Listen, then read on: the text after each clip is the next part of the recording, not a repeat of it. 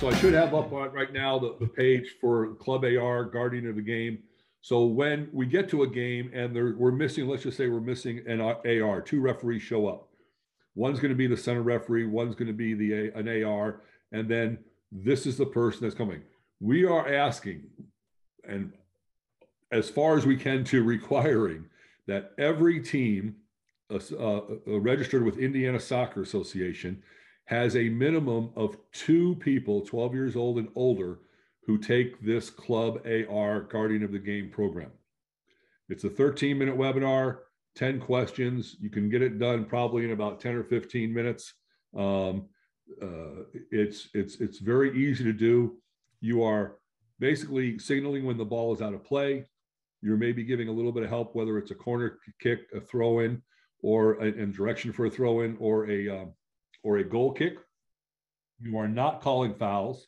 That person is not eligible to call fouls. That person is not calling offside. Now, we are asking that person move with the second to last defender, okay? So that way the center referee can have a little reference point, a better reference point of whether or not a player is offside or not, because it's still up to the center.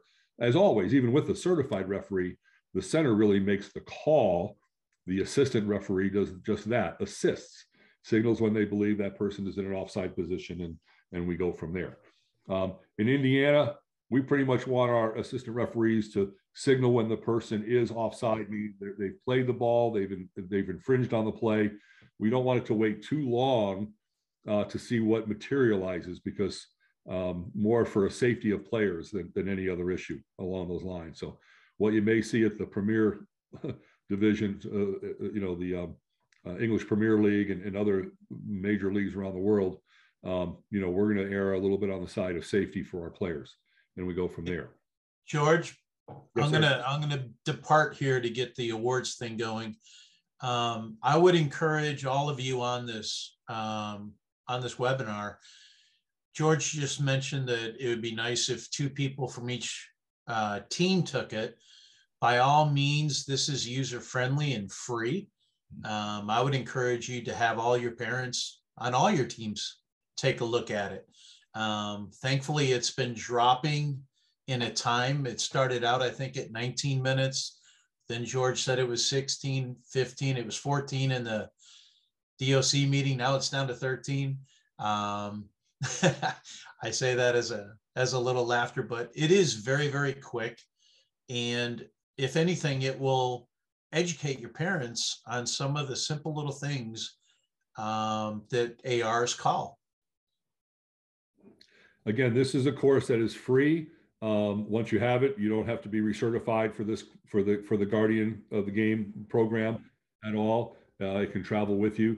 But that way, when they are requesting, an individual to help, we'd like to see that it's someone who has this. The individual will be receiving a certificate and actually a small card like the size of a player pass that could actually be laminated and put on the ring with your team passes. So that way you have it with you. I see a hand raised with CU19 again, I think.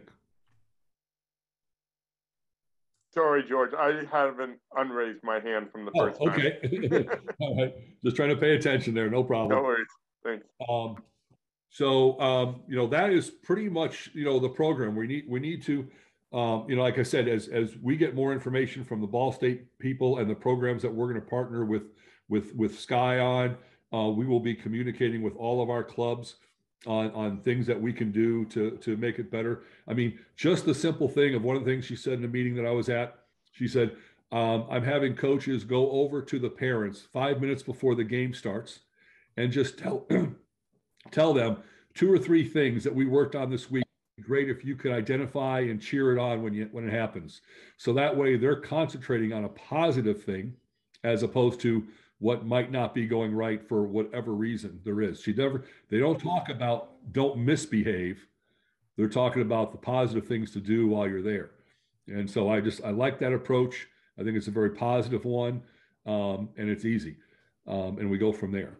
Again, as I tell all the clubs and teams, if there are issues at fields, I would like to hear about it. As the director of charge of competition, I'm in charge of the ISL. it should fall on me. If someone has to put a hammer down on somebody, it should be me and not you. You got to work with these people every day in the clubs. I don't. If they've gotten a point, but what can help is that we have video. I will guarantee you that if you showed a video of the way these people behave to themselves, they will be shocked. They don't see how they behave. And we've seen that happen over and over and over again. To that point, George, you mentioned the engagement we have with Ball State.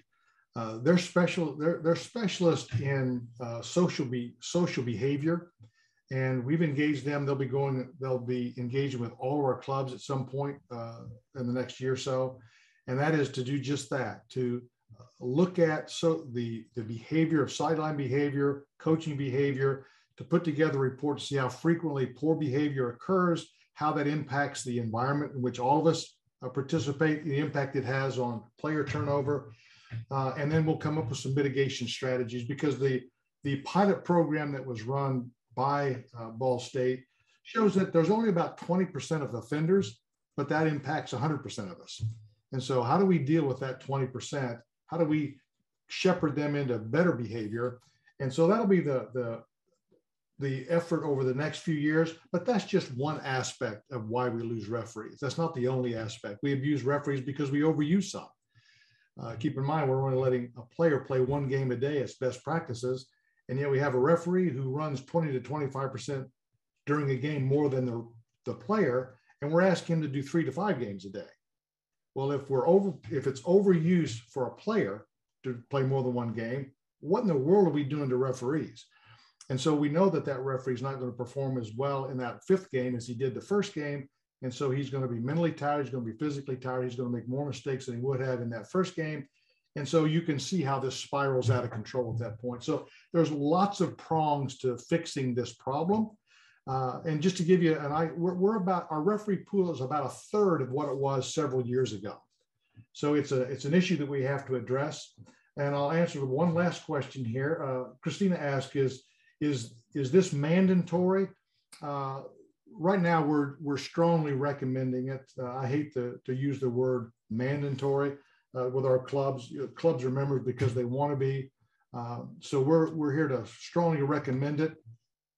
And then your issue about, so you need to certify 200 guardians because of the size of the club. I think it would be to your advantage.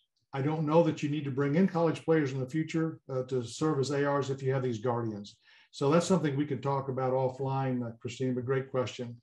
Any other question before we leave this topic?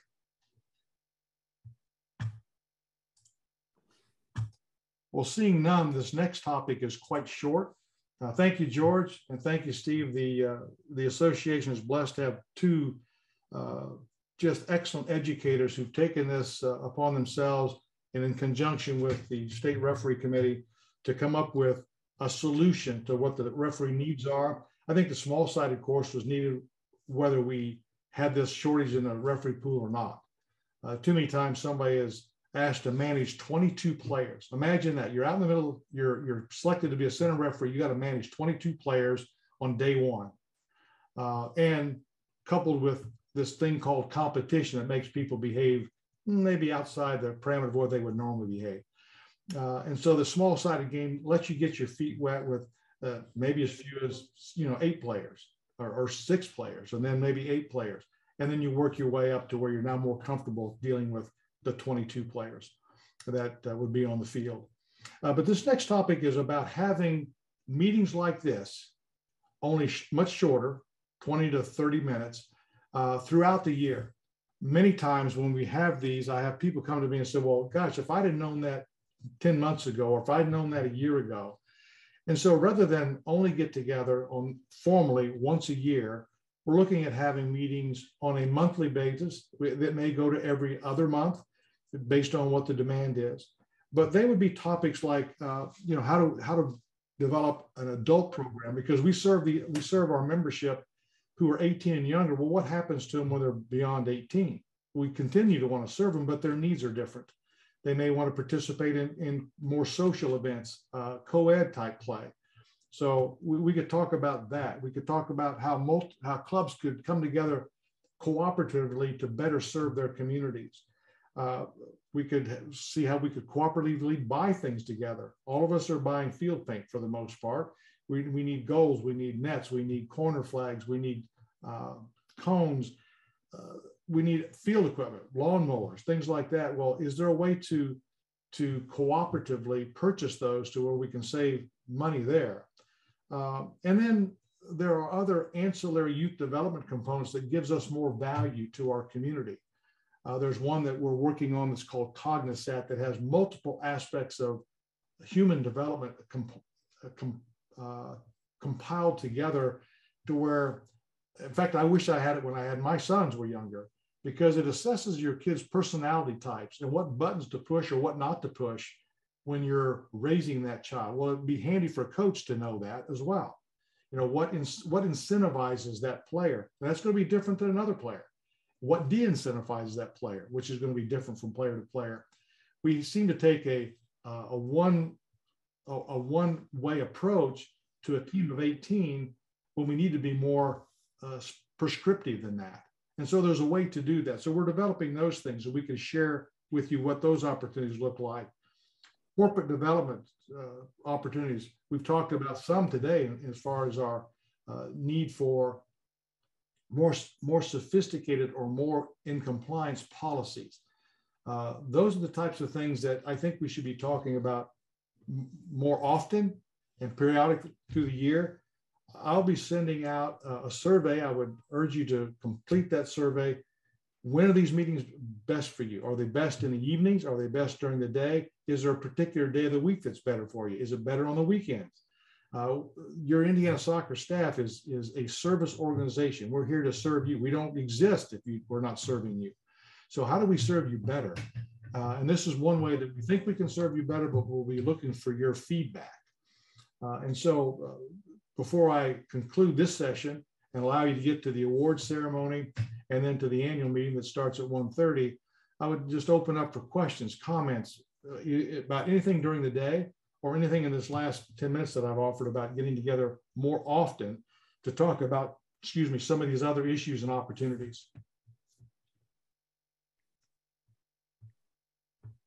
Just feel free to unmute and to comment if you have one.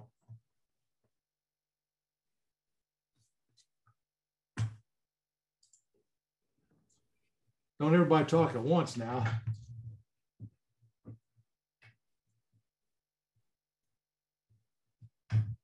Well, hearing none, you can always reach out to me individually. I will be sending out a survey asking for what day of the week, what time of day would be best for you. And if you think it's just nonsense, we don't need to do that. That'll be on the survey as well. If you think, no, we don't need to hear from you any more often than just once a year, we'll be more than happy to take that into consideration as well. Well, again, I thank you all for your attention. I thank you for your participation. And believe me, I thank you for what you do every day, serving kids in your community. If you guys weren't there to do it, there'd be a lot of kids who would end up not being the parents that I know they will be and the employees they will be someday down the road because of the investment that you're making in those folks when they're young. So again, thank you so much for what you do. I know that the award ceremony is going on right now. The AGM, the annual meeting will start at 1:30. So again, we'll conclude this time together and we'll look forward to seeing you in those other meetings. Thanks again.